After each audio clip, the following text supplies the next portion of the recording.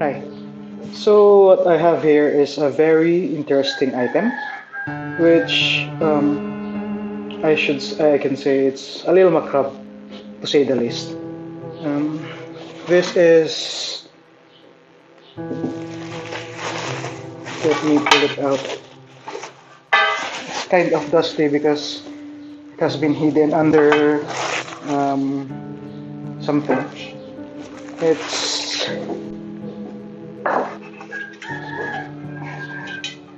it is a traditional Kalinga Gong or Igorot Gong, which has been in possession of my grandparents since 1940s, as they say.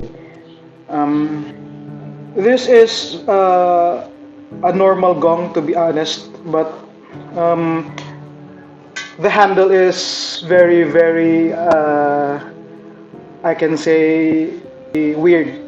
Because as you can see here, it's a human jaw. Yeah, this one. It's a human jaw. According to the according to the story of my grandfather and also my grandmother, this is a jaw that was taken from a Japanese soldier that has during the World War. As we all know, the Philippines was invaded by Japanese forces, Japanese Imperial forces during the World War II. Also, there are other countries here in the Pacific that has been invaded by the Japanese Imperial Army.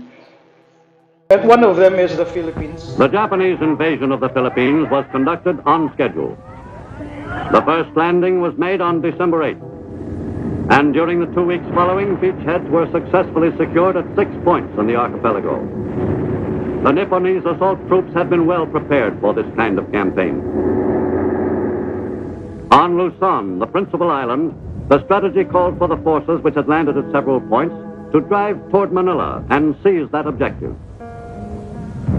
The main strength in that push was provided by the assault group which invaded the island. And one of them is the Philippines, and they occupied our country for many years after the invasion of the colonization of the Spaniards.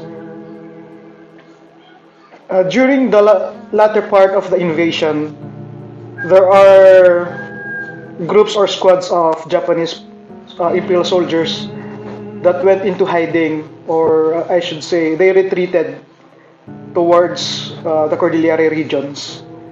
And I can say that some of them went in my grandfather's province and municipality or barangay in Madukayan, Natunin, Mountain Province. In a particular sunny day, my great grandfather saw one Japanese soldier lying near the stream, as my grandparent told me, grandfather. He was lying in a stream, and then, according to my grandfather, they removed the head of that particular soldier. And as a trophy, they removed the head and dried it. And after drying it, they removed the jaw. And it is a customary tradition in Kalinga, also in Mount Madukayan, to get the heads and make it as a gong holder, or because there, if you're going to dance, this is the stick that they are using to strike the gong. They made this into the holder because according to the elders, during those times, headhunting is very prominent in the Cordilleran regions, especially in Kalinga and also in Madukayan Natunin, as Madukayan Natunin is a part of Kalinga before. And getting heads of people If you are a headhunter before, you will be considered as a strong person and they will look up to you. And yeah, according to them, by removing the head of the Japanese, my great grandfather was looked up upon.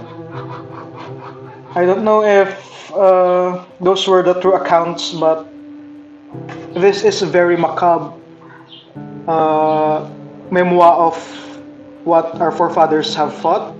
And maybe I can say that I am proud to be one of those descendants of those people who who fought for our independence. And I can say that I am proud to be an Ikalinga and also an Imodokayan. So yeah. By the way, my father is planning on burying this jaw to maybe appease the what do you call this? The spirit of whoever owns this jaw. But those are just plans. And I don't know what is the reason why my grandfather, and also my grandmother gave this particular gong to my father and not his other brothers and sisters. That's all. Thank you for listening. Bye bye.